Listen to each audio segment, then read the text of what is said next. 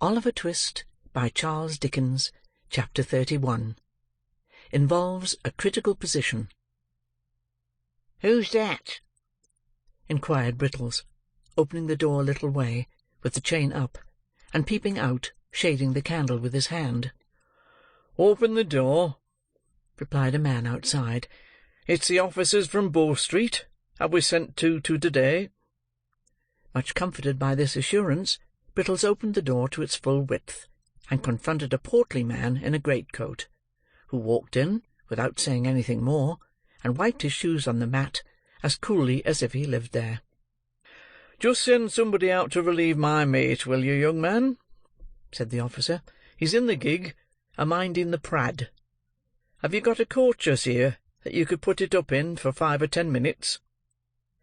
Brittles replying in the affirmative, and pointing out to the building, the portly man stepped back to the garden gate, and helped his companion to put up the gig, while Brittles lighted them in a state of great admiration.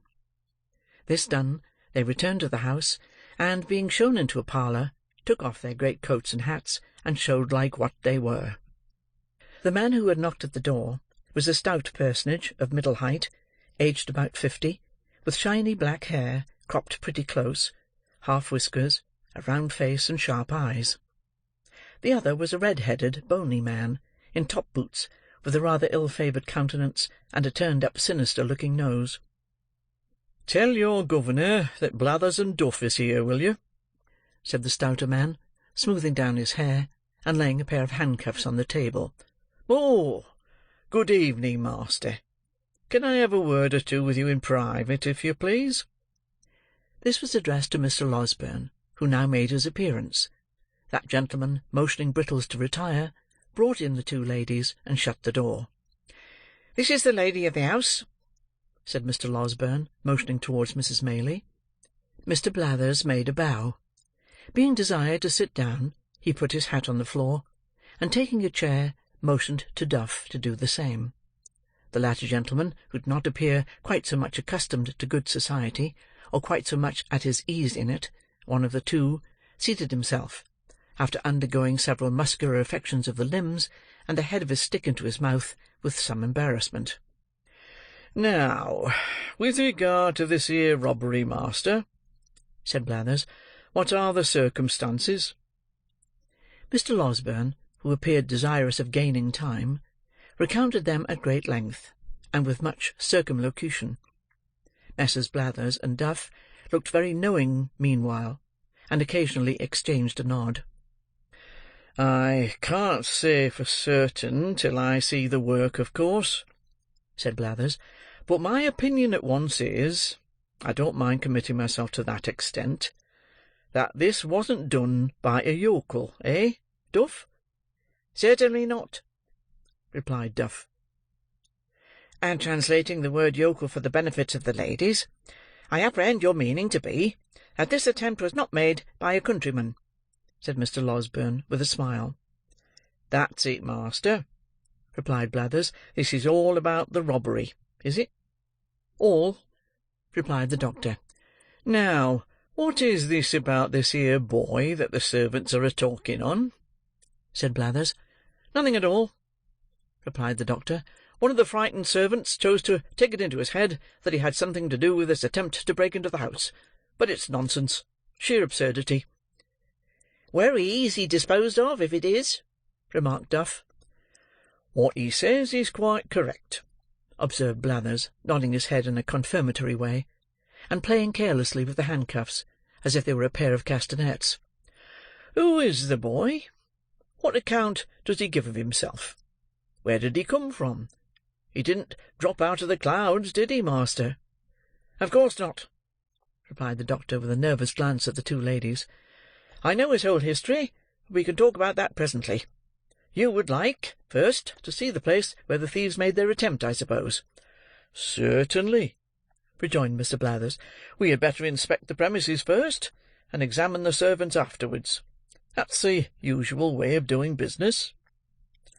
Lights were then procured, and Messrs. Blathers and Duff, attended by the native constable, Brittles, Giles, and everybody else in short, went into the little room at the end of the passage, and looked out at the window, and afterwards went round by way of the lawn, and looked in at the window, and after that had a candle handed out to inspect the shutter with, and after that a lantern to trace the footsteps with, and after that a pitchfork to poke the bushes with.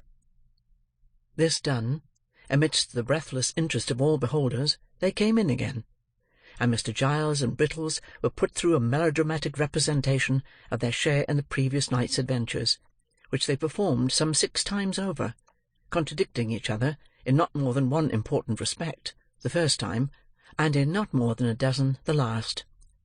This consummation being arrived at, Blathers and Duff cleared the room, and held a long council together, compared with which, for secrecy and solemnity, a consultation of great doctors on the knottiest point in medicine would be mere child's play. Meanwhile the doctor walked up and down the next room in a very uneasy state, and Mrs. Maylie and Rose looked on with anxious faces. "Upon my word," he said, making a halt, after a great number of very rapid turns, "I hardly know what to do." "Surely," said Rose, "the poor child's story, faithfully repeated to these men, will be sufficient to exonerate him?" "I doubt it, my dear young lady," said the doctor, shaking his head. "I don't think it would exonerate him, either with them or with legal functionaries of a higher grade. What is he, after all, they would say? A runaway. Judged by mere worldly considerations and probabilities, his story is a very doubtful one." "You believe it, surely?" interrupted Rose. "I believe it, strange as it is, and perhaps I may be an old fool for doing so," rejoined the doctor, "but I don't think it is exactly the tale for a practical police officer, nevertheless." "Why not?" demanded Rose. "Because, my pretty cross-examiner," replied the doctor, "because, viewed with their eyes, there are many ugly points about it. He can only prove the parts that look ill, and none of those that look well. Confound the fellows! They will have the why and the wherefore, and will take nothing for granted. On his own showing, you see, he has been the companion of thieves for some time past. He has been carried to a police officer on a charge of picking a gentleman's pocket. He has been taken away forcibly from that gentleman's house to a place which he cannot describe or point out, and of the situation of which he has not the remotest idea. He is brought down to Chertsey by men who seem to have taken a violent fancy to him, whether he will or no, and is put through a window to rob a house. And then, just at the very moment when he is going to alarm the inmates, and so do the very thing that would set him all to rights, there rushes into the way a blundering dog of a half-bred butler, and shoots him, as if on purpose to prevent his doing any good for himself. Don't you see all this?" "I see it, of course," replied Rose, smiling at the doctor's impetuosity. "But still I do not see anything in it to criminate the poor child." "No?" replied the doctor. "Of course not. Bless the bright eyes of your sex! They never see, whether for good or bad, more than one side of any question, and that is always the one which first presents itself to them." Having given vent to this result of experience, the doctor put his hands into his pockets, and walked up and down the room with even greater rapidity than before. "The more I think of it," said the doctor, "the more I see that it will occasion endless trouble and difficulty if we put these men in possession of the boy's real story. I am certain it will not be believed, and even if they can do nothing to him in the end, still the dragging it forward and giving publicity to all the doubts that will be cast upon it must interfere materially with your benevolent plan of rescuing him from misery." "Oh, what is to be done?" cried Rose. "Dear, dear, why did they send for these people?" "Why, indeed!" exclaimed Mrs. Maylie. "I would not have had them here for the world." "All I know is," said Mr. Losberne, at last, sitting down with a kind of desperate calmness, "that we must try and carry it off with a bold face. The object is a good one, and that must be our excuse. The boy has strong symptoms of fever upon him, and is in no condition to be talked to any more. That's one comfort. We must make the best of it, and if bad be the best, it is no fault of ours. Come in." "Well, master," said Blathers, entering the room followed by his colleague, and making the door fast before he said any more. "This warn't a put-up thing." "And what the devil's a put-up thing?" demanded the doctor impatiently. "We call it a put-up robbery, ladies," said Blathers, turning to them, as if he pitied their ignorance, but had a contempt for the doctor's. "when the servants is in it." "Nobody suspected them in this case," said Mrs. Maylie. "Very likely not, ma'am," replied Blathers, "but they might have been in it for all that." "More likely on that wery account," said Duff. "We find it was a town hand," said Blathers, continuing his report, "for the style of work is first rate." "Wery pretty indeed it is," remarked Duff, in an undertone. "There was 2 of 'em in it," continued Blathers, "and they had a boy with 'em. That's plain from the size of the window. That's all to be said at present. We'll see this lad that you've got upstairs at once, if you please." "Perhaps they will take something to drink first, Mrs. Maylie," said the doctor, his face brightening as if some new thought had occurred to him. "Oh, to be sure!" exclaimed Rose eagerly. "You shall have it immediately, if you will." "Why, thank you, miss," said Blathers, drawing his coat-sleeve across his mouth. "It's dry work, this sort of duty. Anythink that's handy, miss. Don't put yourself out of the way on our accounts." "What shall it be?" asked the doctor, following the young lady to the sideboard. "A little drop of spirits, master, if it's all the same," replied Blathers. "It's a cold ride from London, ma'am, and I always find the spirits comes home warmer to the feelings." This interesting communication was addressed to Mrs. Maylie, who received it very graciously. While it was being conveyed to her, the doctor slipped out of the room. "Ah!" said Mr. Blathers, not holding his wine-glass by the stem, but grasping the bottom between the thumb and forefinger of his left hand, and placing it in front of his chest. "I have seen a good many pieces of business like this in my time, ladies." "That crack down in the back lane at Edmonton, Blathers," said Mr. Duff, assisting his colleague's memory. "That was something in this way, warn't it?" rejoined Mr. Blathers. "That was done by Conkey Chickweed, that was." "You always gave that to him," replied Duff.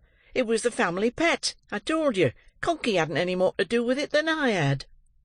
"Get out," retorted Mr. Blathers. "I know better. Do you mind that time when Conkey was robbed of his money, though? What a start that was! Better than any novel book I ever see." "What was that?" inquired Rose, anxious to encourage any symptoms of good humour in the unwelcome visitors. "It was a robbery, miss, that hardly anybody would have been down upon," said Blathers. "This here Conkey Chickweed—" "Conkey means nosy, ma'am," interposed Duff. "Of course the lady knows that, don't she?" demanded Mr. Blathers. "Always interrupting you, partner. This here Conkey Chickweed, miss, kept a public house over Battlebridge way, and he had a cellar, where a good many young lords went to see cock-fighting and badger-drawing and that, and a wery intellectual manner the sports was conducted in, for I seen him often. He warn't one of the family at that time, and one night he was robbed of 327 guineas in a canvas bag that was stole out of his bedroom in the dead of night, by a tall man with a black patch over his eye, who had concealed himself under the bed, and after committing the robbery, jumped slap out of the window, which was only a story high. He was wery quick about it, but Conkey was quick too, for he fired a blunderbuss arter him, and roused the neighbourhood. They set up a hue and cry directly, and when they came to look about 'em, found that Conkey had hit the robber, for there was traces of blood all the way to some palings a good distance off, and there they lost him. However, he made off with the blunt, and consequently the name of Mr. Chickweed, licensed whittler, appeared in the Gazette among the other bankrupts, and all manner of benefits and subscriptions, and I don't know what all, was got up for the poor man, who was in a wery low state of mind about his loss, and went up and down the streets for 3 or 4 days, a-pulling his hair off in such a desperate manner that many people was afraid he might be going to make away with himself. One day he came up to the office, all in a hurry, and had a private interview with the magistrate, who, after a deal of talk, rings the bell, and orders Jem Spyers in (Jem was a active officer), and tells him to go and assist Mr. Chickweed in apprehending the man as robbed his house. "I see him, Spyers," said Chickweed, "pass my house yesterday morning." "Why didn't you up and collar him?" says Spyers. "I was so struck all of a heap that you might have fractured my skull with a toothpick," says the poor man. "But we're sure to have him, for between 10 and 11 o'clock at night he passed again." Spyers no sooner heard this, than he put some clean linen and a comb in his pocket in case he should have to stop a day or two, and away he goes, and sets himself down at one of the public-house windows behind the little red curtain, with his hat on, all ready to bolt out at a moment's notice. He was smoking his pipe here, late at night, when all of a sudden Chickweed roars out, "Here he is! Stop thief! Murder!" Jem Spyers dashes out, and there he sees Chickweed a-tearing down the street full cry. Away goes Spyers, on goes Chickweed, round turns the people, everybody roars out thieves, and Chickweed himself keeps on shouting all the time like mad. Spyers loses sight of him a minute as he turns a corner, shoots round, sees a little crowd, dives in. "Which is the man?" "Damn me," says Chickweed, "I've lost him again." It was a remarkable occurrence, but he warn't to be seen nowhere, so they went back to the public-house. Next morning, Spyers took his old place, and looked out, from behind the curtain, for a tall man with a black patch over his eye, till his own 2 eyes ached again. At last, he couldn't help shutting 'em, to ease 'em a minute, and from the very moment he did so, he hears Chickweed a-roaring out, "Here he is!" Off he starts once more, with Chickweed half-way down the street ahead of him, and after twice as long a run as the yesterday's one, the man's lost again. This was done once or twice more, till one half the neighbours gave out that Mr. Chickweed had been robbed by the devil, who was playing tricks with him arterwards, and the other half that poor Mr. Chickweed had gone mad with grief. "What did Jem Spyers say?" inquired the doctor, who had returned to the room shortly after the commencement of the story. "Jem Spyers," resumed the officer, "for a long time said nothing at all, and listened to everything without seeming to, which showed he understood his business. But, one morning, he walked into the bar, and taking out his snuff-box, says, 'Chickweed, I found out who done this here robbery.' 'Have you?' said Chickweed. 'Oh, my dear Spyers, only let me have vengeance, and I shall die contented. Oh, my dear Spyers, where is this villain?'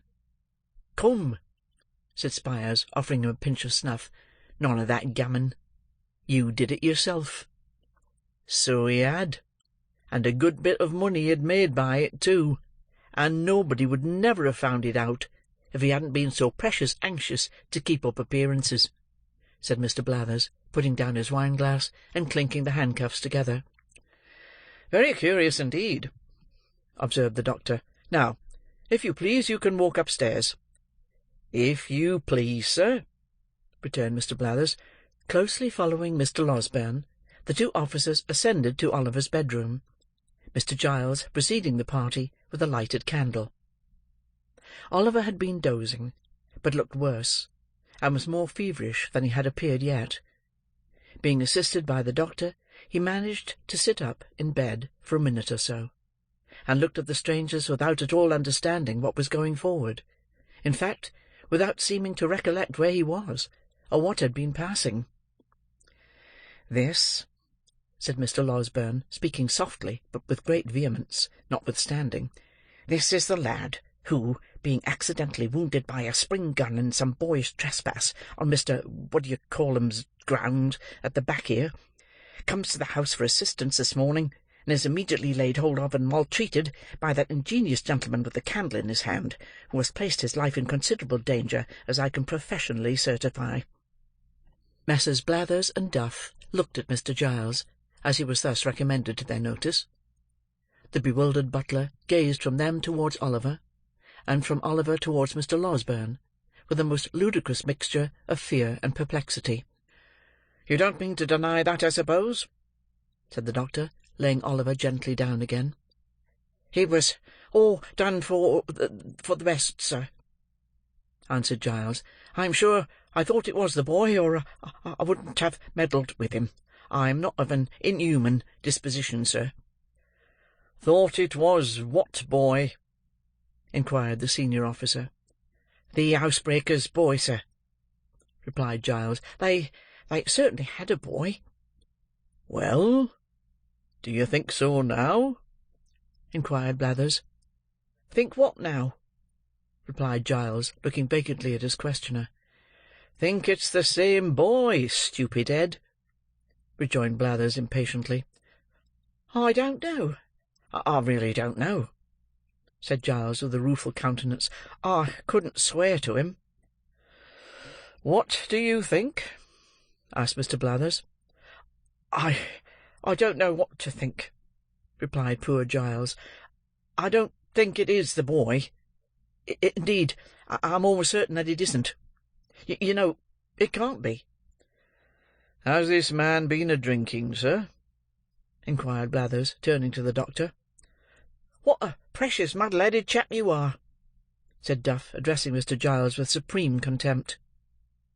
Mr. Losberne had been feeling the patient's pulse during this short dialogue, but he now rose from the chair by the bedside, and remarked that if the officers had any doubts upon the subject, they would perhaps like to step into the next room and have Brittles before them.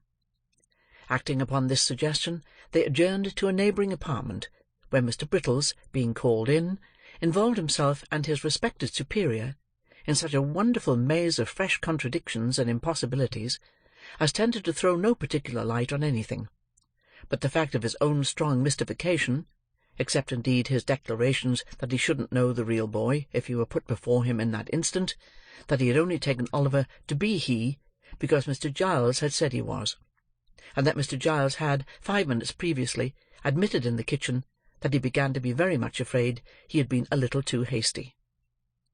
Among other ingenious surmises, the question was then raised whether Mr. Giles had really hit anybody, and upon examination of the fellow pistol to that which he had fired, it turned out to have no more destructive loading than gunpowder and brown paper, a discovery which made a considerable impression on everybody but the doctor, who had drawn the ball about 10 minutes before.